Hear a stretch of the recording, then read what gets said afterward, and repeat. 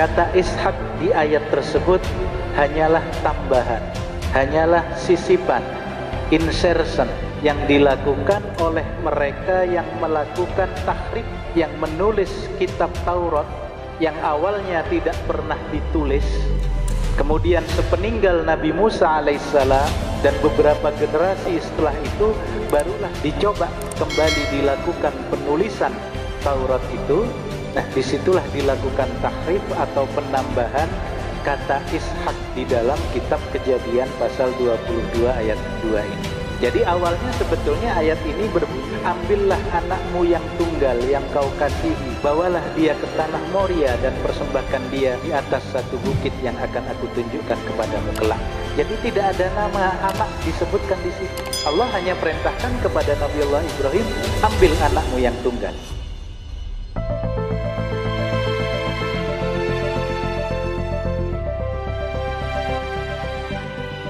Assalamualaikum warahmatullahi wabarakatuh. Waalaikumsalam. Bismillahirrahmanirrahim. Alhamdulillahirabbil alamin. Wassalatu wassalamu ala asrafil anbiya wal mursalin wa ala alihi wa sahbihi wa man tabi'ahum bi ihsanin ila yaumiddin. Ashhadu an la ilaha illallah wahdahu la syarikalah wa ashhadu anna Muhammadan abduhu wa rasuluh. Qala Allah ta'ala fi kitabihil karim, a'udzu billahi minasy syaithanir rajim.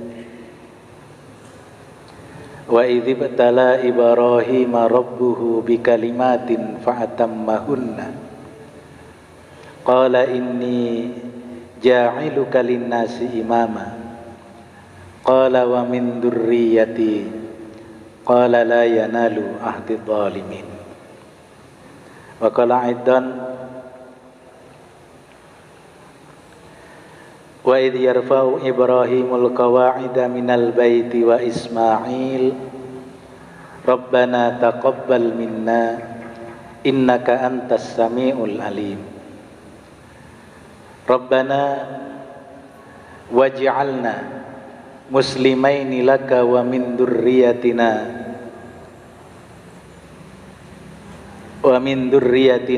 ummatan muslimatan lak wa arina manasikana wa tub alaina innaka antat tawwabur rahim.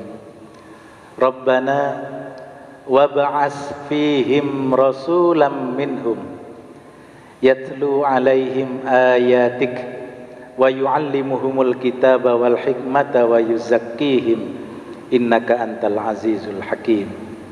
Al-ayah. Sadaqallahul adzim. Bapak Ibu jamaah yang dimuliakan Allah, alhamdulillah kita dipertemukan kembali oleh Allah untuk melanjutkan kajian kita mengenai siapakah anak Nabiullah Ibrahim alaihissalam yang hampir dikorbankan atau hampir disembelih. Seperti yang sudah saya sampaikan pada pertemuan kita hari Jumat yang lalu pada maghrib di masjid ini, bahwa menurut Bible, menurut Alkitab, anak yang dikorbankan atau hampir dikorbankan itu adalah Nabi Ishak alaihissalam. Dan kemarin sudah saya tunjukkan bukti-bukti bahwa bukan Ishak alaihissalam yang dikorbankan oleh Nabiullah Ibrahim alaihissalam, melainkan putra tunggal beliau yaitu Ismail alaihissalam. Kata Ishak atau nama Ishak di dalam kitab Kejadian pasal 22 ayat 2 yang berbunyi, ambillah anakmu yang tunggal yang kau kasihi, yaitu Ishak. Bawalah dia ke tanah Moria dan persembahkan dia sebagai korban bakaran di satu gunung yang akan aku tunjukkan kepadamu kelak. Jadi kata Ishak di ayat tersebut hanyalah tambahan, hanyalah sisipan, insertion yang dilakukan oleh mereka yang melakukan tahrif, yang menulis kitab Taurat yang awalnya tidak pernah ditulis. Kemudian sepeninggal Nabi Musa alaihissalam dan beberapa generasi setelah itu barulah dicoba kembali dilakukan penulisan Taurat itu. Nah, disitulah dilakukan tahrif atau penambahan kata Ishak di dalam kitab Kejadian pasal 22 ayat 2 ini. Jadi awalnya sebetulnya ayat ini berbunyi, ambillah anakmu yang tunggal yang kau kasihi, bawalah dia ke tanah Moria dan persembahkan dia di atas satu bukit yang akan aku tunjukkan kepadamu kelak. Jadi tidak ada nama anak disebutkan di situ. Allah hanya perintahkan kepada Nabiullah Ibrahim, ambil anakmu yang tunggal. Nah, tentu kalau anak itu masih tunggal, anak itu tunggal yang diperintahkan, anak itu masih satu orang. Dan kalau anak Nabi Allah Ibrahim alaihissalam waktu itu masih satu orang, tentulah anak itu adalah yang lahir lebih dulu. Anak yang lahir lebih dulu adalah anak yang berasal dari istri kedua beliau, Hajar alaihissalam, yaitu Ismail alaihissalam. Jadi 14 tahun lamanya sebelum Nabi Allah Ishak alaihissalam lahir ke dunia, Nabi Ismail alaihissalam ini adalah anak tunggal dari Nabi Ibrahim alaihissalam. Dan perintah korban itu turun ketika Nabi Allah Ibrahim masih memiliki satu orang anak. Take your son, your only son. Ambil anakmu, satu-satunya anak yang kau miliki Ibrahim. Karena itu ketika orang-orang Yahudi yang melakukan tahrif terhadap Alkitab menambahkan nama Ishak, bagi mereka yang betul-betul menekuni, mendalami dan mempelajari berbagai kitab suci akan menemukan, mengetahui bahwa Ishak ini hanyalah sisipan. Nah, itu sudah saya terangkan di pertemuan kemarin, sudah panjang kali lebar sehingga cukup luas pembahasan. Insya Allah jamaah sudah mulai memahami bahwa bukan Ishak yang dikorbankan oleh Nabiullah Ibrahim sebagaimana yang ada di dalam Bible mengatakan Ishak, itu tidak benar. Jadi yang benar, anak yang dikorbankan atau hampir disembelih itu adalah anak pertama, anak tunggal Ibrahim, dan itu adalah Ismail alaihissalam. Nah, sekarang saya sudah berjanji kemarin, apabila orang-orang di luar Islam datang kepada kita membawa Al-Quran, lalu mereka membuka surah As-Saffat, ya, di mana di surah As-Saffat dimulai dari ayat ke-100 itu mengenai kisah korban ini. Jadi di ayat yang ke-100 Nabi Allah Ibrahim berdoa kepada Allah, Rabbi habli minas solihin. Ya Allah, Tuhanku, karuniai aku seorang anak yang soleh. Fabasyarnahu bihulamin halim. Maka Allah memberikan kabar gembira kepada Nabi Allah Ibrahim tentang kelahiran anaknya yang sangat penyantun. Ayat 102 menyebutkan, falamma balagha ma'ahu sya'ya qala ya bunayya inni ara fil manam anni azbahuka fandur mada tara. Maka ketika anak itu sudah mencapai usia baligh dan sa'ya, sanggup untuk membantu orang tuanya, maka Nabi Allah Ibrahim alaihissalam berkata kepada putra tersebut, "Ya bunayya, wahai anakku tersayang, inni ara fil manam, sesungguhnya bapak melihat di dalam mimpi bapak." Ingat, mimpi seorang nabi itu adalah wahyu. Jadi kalau kita terjemahkan bebas, nak, bapak menerima wahyu melalui mimpi. Apa wahyu tersebut bunyinya? Aku diperintahkan untuk menyembelihmu, nak. Anni adzbahuka fandur madataro, maka coba berikan pendapatmu, nak, terhadap apa yang bapak lihat tersebut. Maka anak ini menjawab, anak yang sudah digembleng oleh Nabiullah Ibrahim dengan tauhid tingkat tinggi, akidahnya sudah mantap, tauhidnya sudah hebat, kepasrahannya kepada Allah total, ketaatan kepada orang tuanya juga demikian.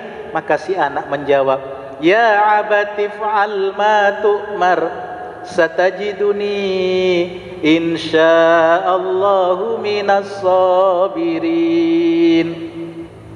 Si anak menjawab, "Wahai bapakku, laksanakan apa yang Allah perintahkan."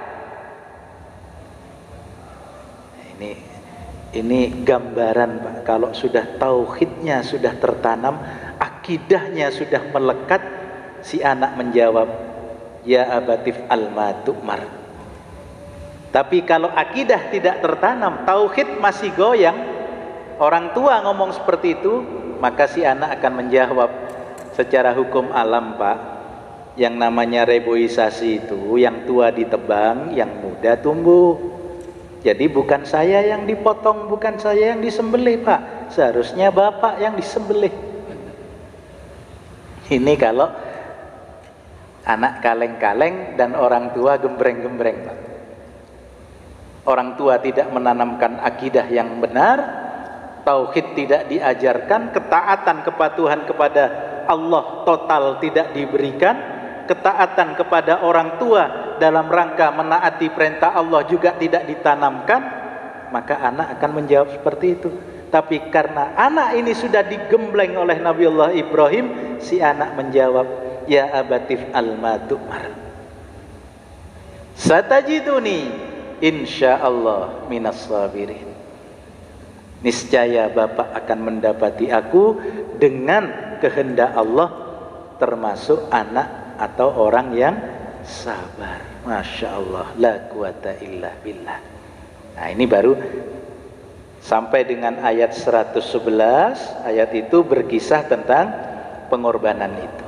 Jadi anak tersebut setelah menyerahkan dirinya, dan ketika Nabiullah Ibrahim hampir menyembelih, Allah berfirman, "Tahan Ibrahim, sesungguhnya engkau sudah mematuhi apa yang aku perintahkan," sehingga si anak diselamatkan dan Nabiullah Ibrahim diganti dengan dzibhin azim, sembelihan yang besar, binatang kurban. Ya enggak usah ditanya seperti apa kambingnya, muncul dari mana, ini lanceng urusan deki, Pak. Iya. Jadi Allah mengganti putra tersebut dengan sembelihan yang agung. Nah, baru pada ayat yang ke-112 selesai kisah penyembelihan, Allah melanjutkan firman-Nya, "Wa basyarnahu bi Ishaqa nabiyyam minas solihin." Dan kami beri kabar gembira Ibrahim dengan kelahiran Ishak, seorang nabi dari golongan orang-orang yang soleh. Nah, jadi ketika ahlul kitab datang kepada kita bertanya, bagaimana saudara mengatakan itu Ismail yang dikorbankan?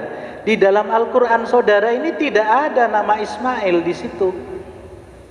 Justru yang muncul adalah nama Ishak pada ayat 112. Dan ini terjadi Bapak Ibu sekalian yang dimuliakan Allah. Seorang pendeta yang sudah mati, laknatullah alaih, namanya Dr. Suradi. Jadi Dr. Suradi ini termasuk salah satu fans berat, penggemar berat seorang murtadin yang berasal dari Kalimantan, namanya pendeta Hamran Amri. Jadi Hamran Amri punya murid namanya pendeta Suradi, Dokter Suradi Pak, sama ya, yang laknatullah yang sudah mati itu seorang dokter juga. Mudah-mudahan Allah mewafatkan saya dalam keadaan mukmin dan muslim, dan mewafatkan kita semua wala tamutunna illa wa antum muslimun. Ya. Jadi Suradi ini gencar Pak, menyerang. Jadi tidak benar bahwa yang dikorbankan oleh Ibrahim menurut Al-Quran itu Ismail, tidak benar. Yang benar adalah Ishak, karena di dalam surah As-Saffat yang disebutkan justru nama Ishak, tidak ada Ismail di situ. Jadi ayat 100 sampai dengan 111 itu kisah tentang penyembelihan Ishak. Ini kata Dokter Suradi, sesuai dengan yang diajarkan oleh gurunya Hamran Amri. Jadi setelah anak itu Allah selamatkan, kata Suradi, dari penyembelihan, kemudian Allah memberikan kabar gembira yang kedua. Apa kabar gembira yang kedua? Allah mengangkat Ishak yang selamat dari penyembelihan tadi, diangkat menjadi seorang nabi. Nah ini kalau kita tidak sungguh-sungguh belajar Al-Quran, cukup bisa membuat muslim kelabakan ini Pak ya. Tapi bagi yang sudah memahami gramatikal Al-Quran, gramatikal bahasa Arab, insya Allah hal ini merupakan hal yang kecil. Tapi berapa persen dari umat Islam yang ada di Indonesia ini yang memahami ilmu tersebut? Kan demikian. Karena itu perlu, harus kita sampaikan terus.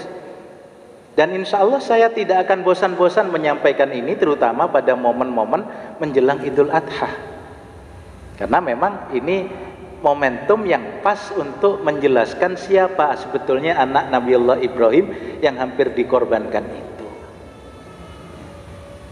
Dan karena ini seringkali dimanfaatkan sebagai misi untuk mendangkalkan akidah umat Islam dengan target akhir memurtadkan umat Islam.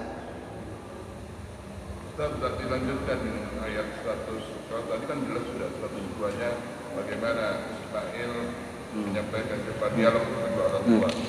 103-nya indah juga itu sampai ke 111. Iya, sampai 111 itu memang itu isinya cakep sekali Pak. Nanti bisa dibaca sendiri ya. Memang ini saya ambil poin untuk masuk kepada materi ya.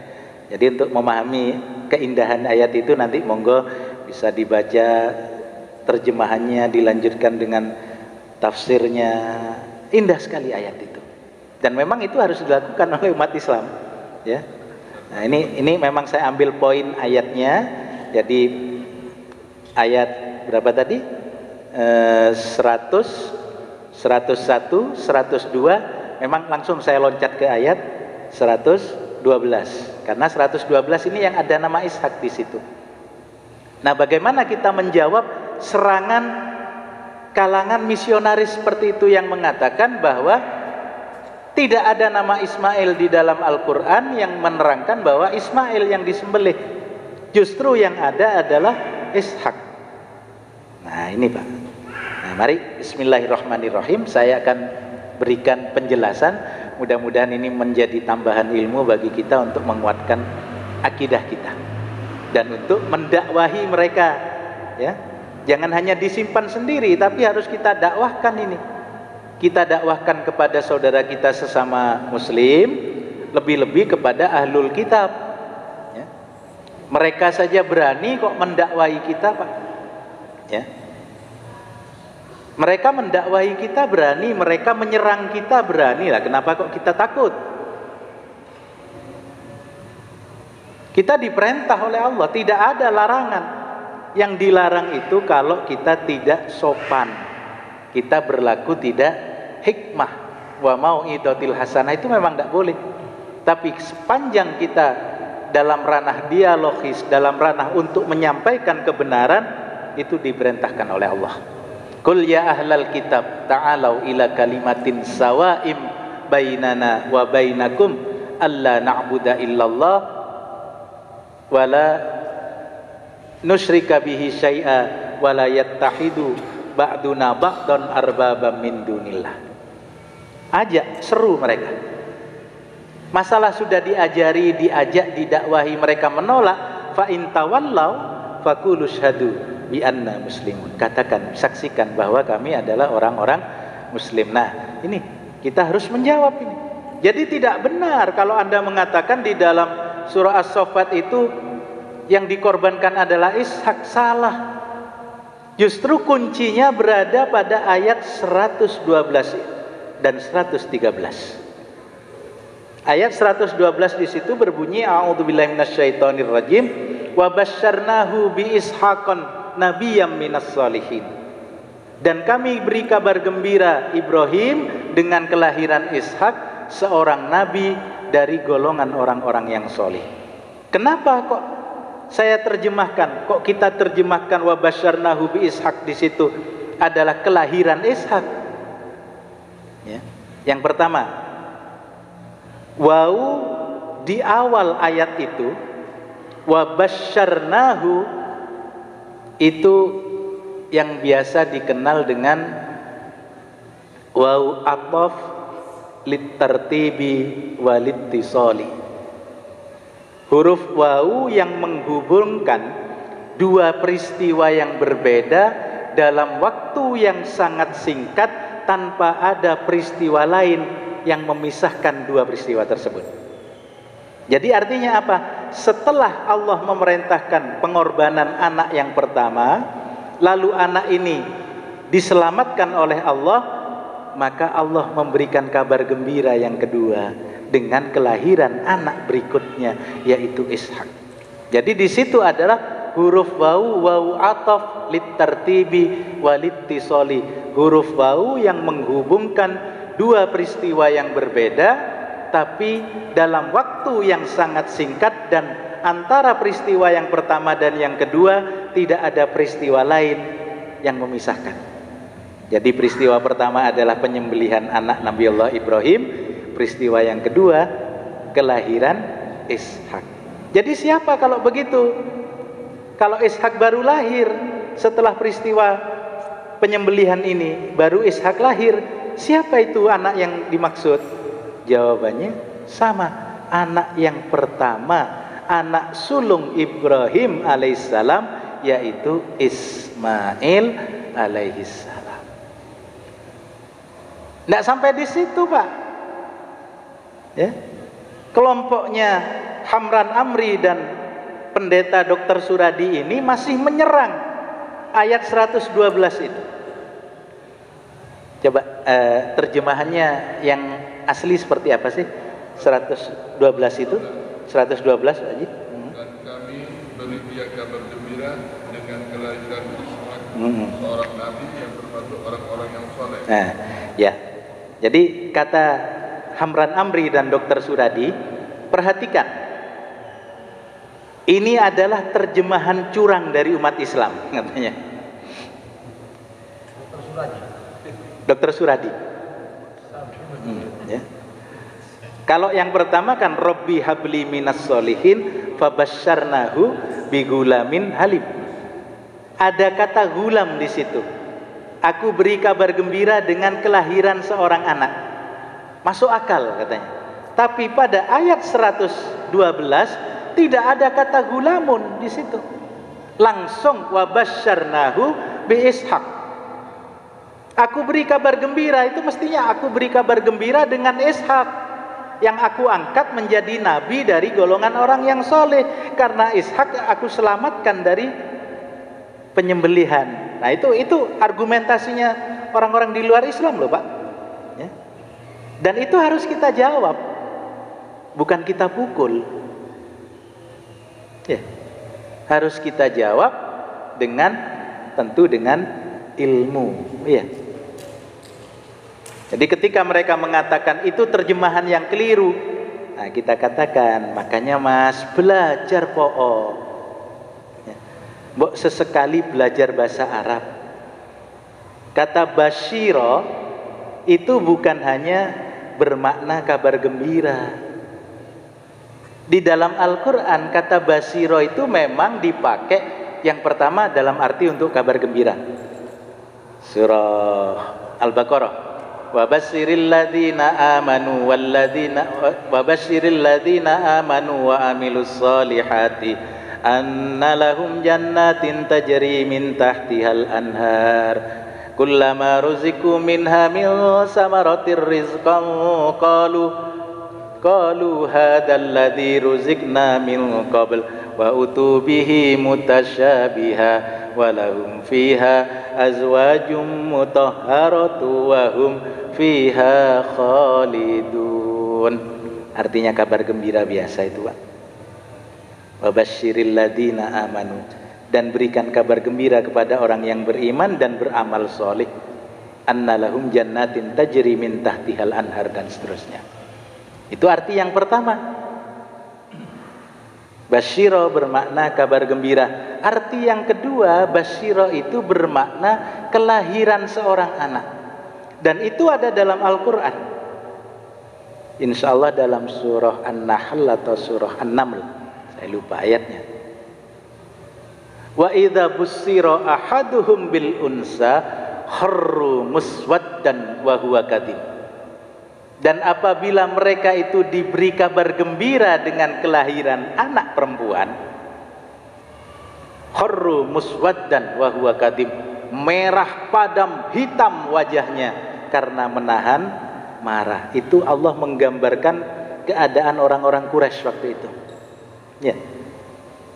Jadi kan berharap untuk dapat anak laki-laki. Kalau dapat anak perempuan, mereka marah, malu, sampai merahnya ini sampai celeng. Kharru muswaddan wa huwa kadhib, karena saking marahnya punya anak perempuan lagi. Nah, di situ dikatakan wa idza busyira ahaduhum bil unsa. Apa maknanya? Apabila mereka diberi kabar gembira dengan perempuan, kan begitu arti yang sebenarnya. Tapi maksudnya apa?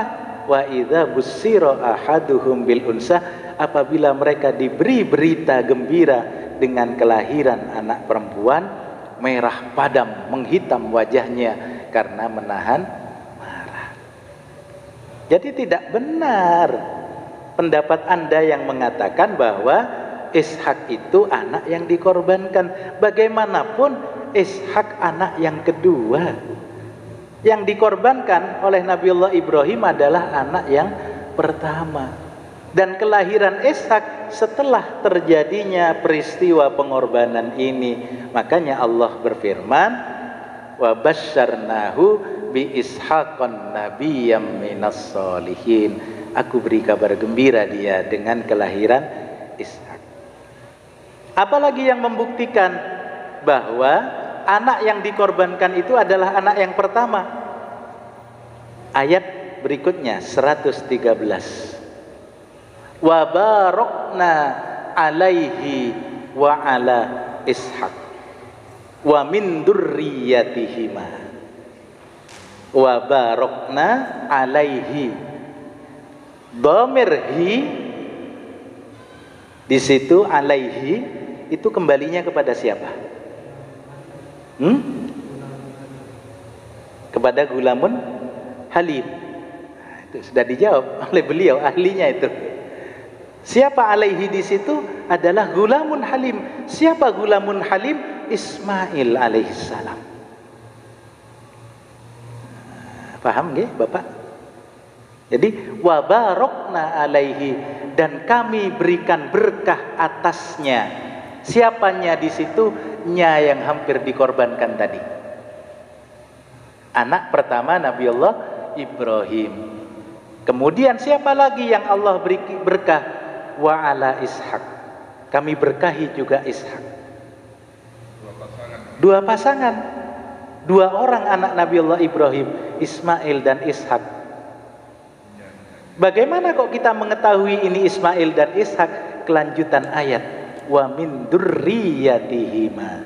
Hima di situ kembalinya kepada Ismail dan Ishak. Karena ada yang menerjemahkan hima di situ kembalinya kepada Ibrahim dan Ishak, Ustaz. Terbalik. Ya. Karena Ibrahim bapaknya Ishak, Ishak anaknya Ibrahim. Sementara ayat itu berbunyi wa barokna alaihi wa ala Ishak wa min dzurriyyatihima. Anak keturunan keduanya. Keturunan siapa? Keturunan dua orang anak Nabiullah Ibrahim. Yang pertama yang diselamatkan oleh Allah dari pengorbanan, yang tidak Allah sebutkan namanya tadi, yaitu Ismail alaihissalam, dan yang kedua adalah Nabi Ishak alaihissalam. Selesai sampai di sini, Pak. Ya. Mereka akan gigit jari kalau kita sudah paparkan seperti itu, akan mikir, oh itu ya. Kecuali yang memang gablek, Pak. Ada itu yang memang model-model seperti itu, ya pokoknya nggak mau, karena di otak mereka sudah yang dikorbankan pokoknya Ishak. Jadi meskipun sudah kita paparkan linguistiknya, ilmu Al-Qur'annya kita tunjukkan, mereka tetap nggak bisa, pokoknya itu Ishak. Nah, ya model-model begini ini yang memang harus kita hadapi dengan sambil ditutup. Nah, ya. Jadi sudah diseru dengan baik-baik, nggak mau mereka. Ya sudah, kalau seperti itu tinggalkan. Tapi harus tetap diwaspadai karena mereka ini akan terus bergerilya. Nah, saya pernah menerima satu sanggahan seperti ini. Jadi menurut Umar bin Khattab radhiyallahu an, anak yang dikorbankan adalah Ishak. Jadi Umar bin Khattab pernah berpendapat bahwa yang dikorbankan adalah Ishak alaihissalam. Maka menghadapi sanggahan seperti itu, jawaban kita sederhana. Anda harus tahu kenapa Umar bin Khattab berpendapat yang dikorbankan adalah Ishak. Karena berita tentang anak yang dikorbankan ini Ishak itu diterima oleh Umar bin Khattab dari seorang mu'allaf, dari seorang mantan Yahudi yang kemudian masuk ke dalam Islam, yang bernama Ka'ab al-Akhbar. Jadi memang ada dua orang ahlul kitab yang kemudian menjadi seorang mu'allaf, masuk menjadi seorang muslim, ya. Salah satunya adalah Ka'ab al-Akhbar, dan beliau ini suka bercerita, Pak, berkisah gitu loh. Nah, Umar bin Khattab menerima kisah tersebut dari Ka'ab al-Akhbar. Karena sumbernya berasal dari Ka'ab al-Akhbar, pada waktu Ka'ab al-Akhbar ini masih seorang Yahudi, yang beliau ketahui yang dikorbankan menurut Taurat yang sudah dilakukan tahrif itu adalah Nabi Ishak. Nah, jadi ini hanya pendapat dari Ka'ab al-Akhbar, dan itu kebenarannya ditolak karena ada satu riwayat yang lain di mana Rasulullah SAW pernah bersabda, anabnu Dabbahain Abdullah wa Ismail. Aku anak dari dua orang bapak yang hampir disembelih, Abdullah dan Ismail. Ismail kita sudah tahu, jadi terkait dengan peristiwa kurban. Bagaimana dengan Abdullah, bapak dari Rasulullah Sallallahu Alaihi Wasallam? Kisahnya saat itu kakek Rasulullah Muhammad Sallallahu Alaihi Wasallam, yaitu Abdul Muttalib, itu punya nazar, kalau saya dikaruniai satu orang anak laki-laki lagi, maka saya rela untuk mengorbankan anak tersebut.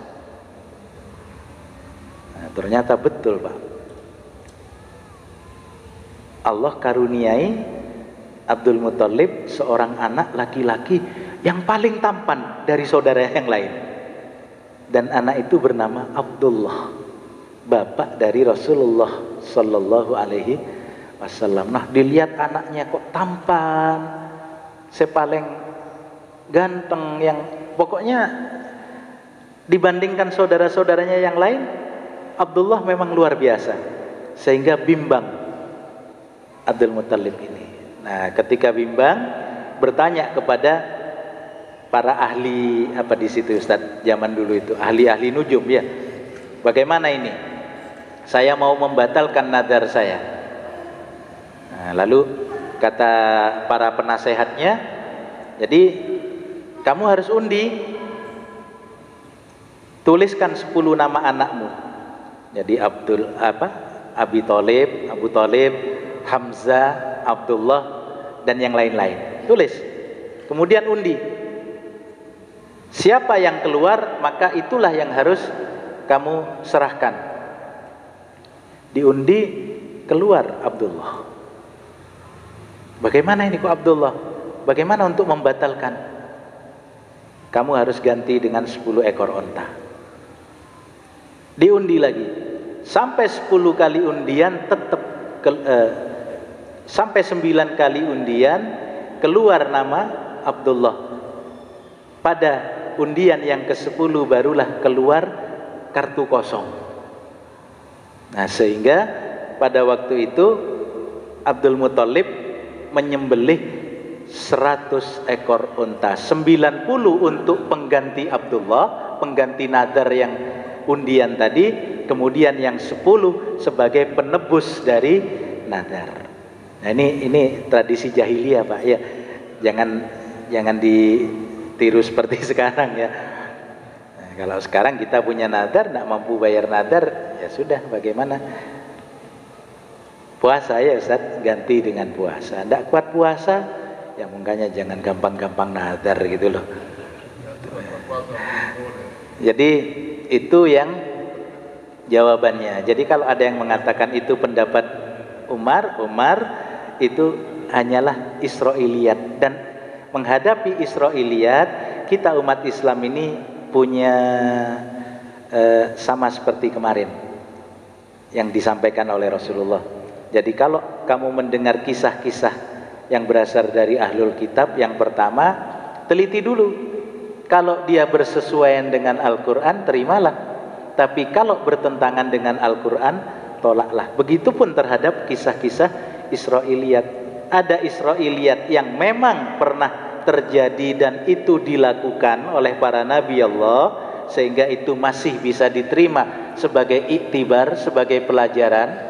Kemudian ada Israiliyat yang tidak ada maknanya sama sekali, jadi nggak usah direken, tidak perlu dipercaya, hanya sekedar dongeng Israiliyat. Dan yang ketiga, ada Israiliyat yang memang bertentangan dengan ajaran Islam, dan itu wajib ditolak. Salah satunya Israiliyat tentang yang dikorbankan adalah Ishak alaihissalam. Nah, jadi dengan ini selesai, Pak.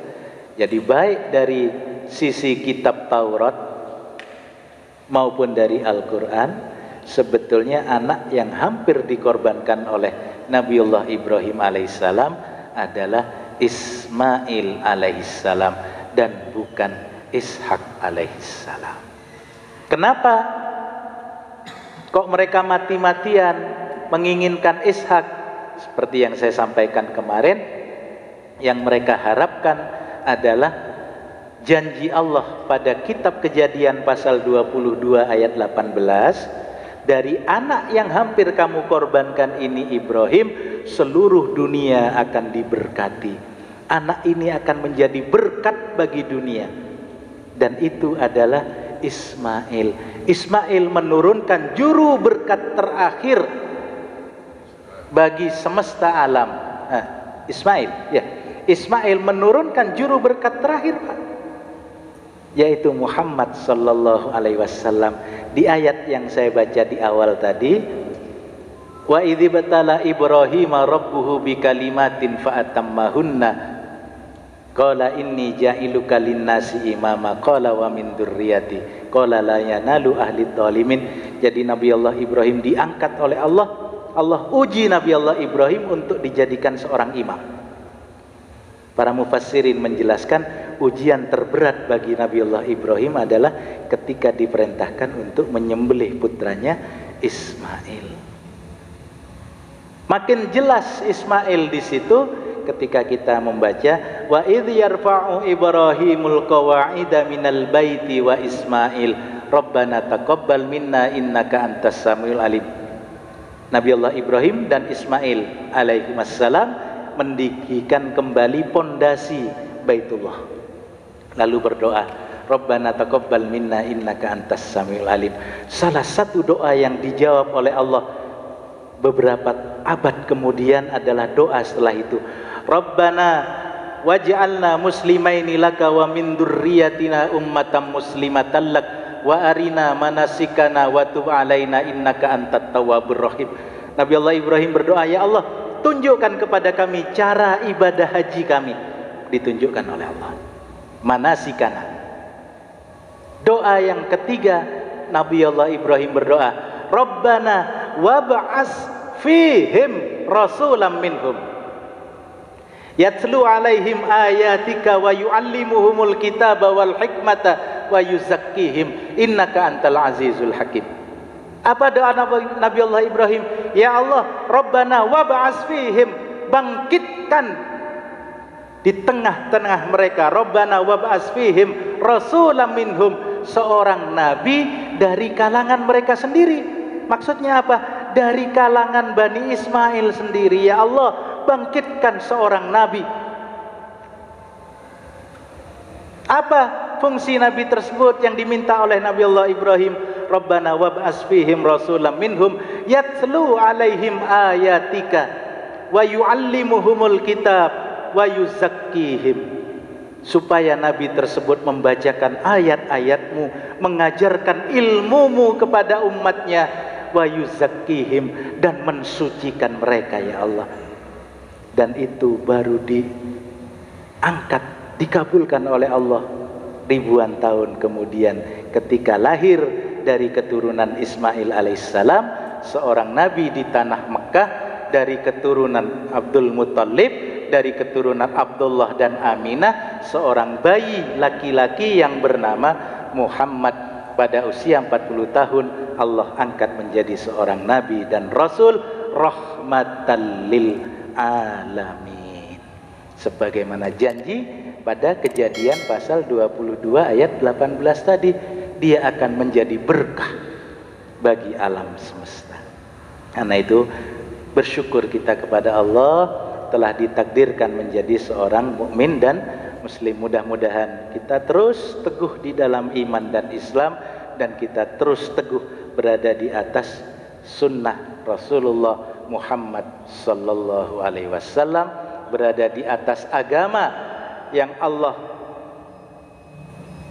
resmikan menjadi agama para nabi dan rasul ketika periode Muhammad sallallahu alaihi wasallam. Ketika haji wada, al-yauma akmaltu lakum dinukum wa atmamtu alaikum ni'mati wa raditu lakumul Islam madinah. Kurang lebihnya mohon maaf. Billahi taufiq wal hidayah. Assalamualaikum warahmatullahi wabarakatuh.